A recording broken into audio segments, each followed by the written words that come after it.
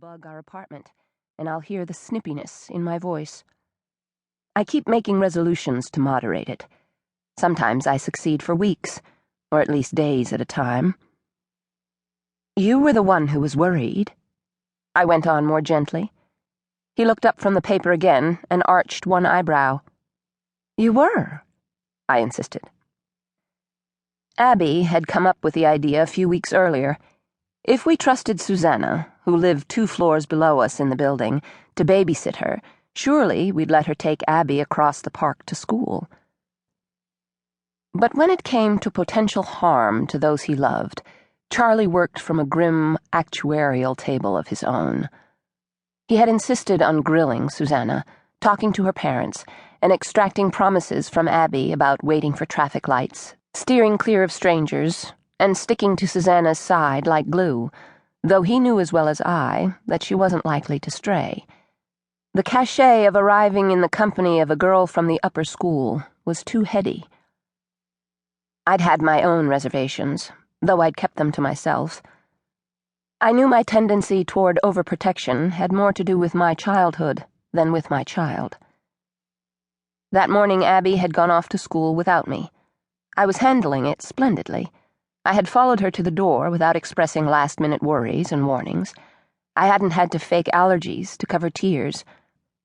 There had been no tears. I was fine. Charlie took the last bite of English muffin. He rarely leaves food on his plate.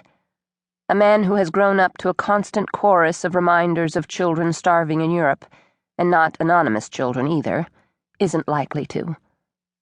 Then he stood, and holding his tie with one hand as he bent over the table, lifted his mug with the other, and took a last swallow of coffee. I waited for the sigh of satisfaction that always followed the final gulp. He sighed. I would pack only a small suitcase. He started down the hall to the front door, talking about the weather. The weather! And how it was so nice he thought he'd walk to work through the park. I followed him along the corridor, though I knew I should let him go. It wasn't the old saw about picking your fights. That was too coarse a view of marriage. It was simply that the incident wasn't that important. We would both have forgotten it by tonight. Only I had a feeling I wouldn't forget it. I wondered if I'd be as offended if someone other than Frank Tucker had made the remark. He'd said it the night before, then lurched out of the apartment. The adoring, long-haired waif he'd brought to dinner tucked under his arm like a crutch. Charlie reached the door, turned back, and leaned down to kiss me. We usually kissed goodbye on the mouth. Nothing smoochy, just enough to keep the franchise. I turned my cheek. I will never forget that.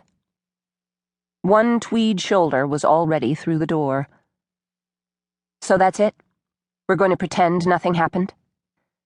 I had sworn I wasn't going to say anything. He stopped and stood with his head down, his eyes closed.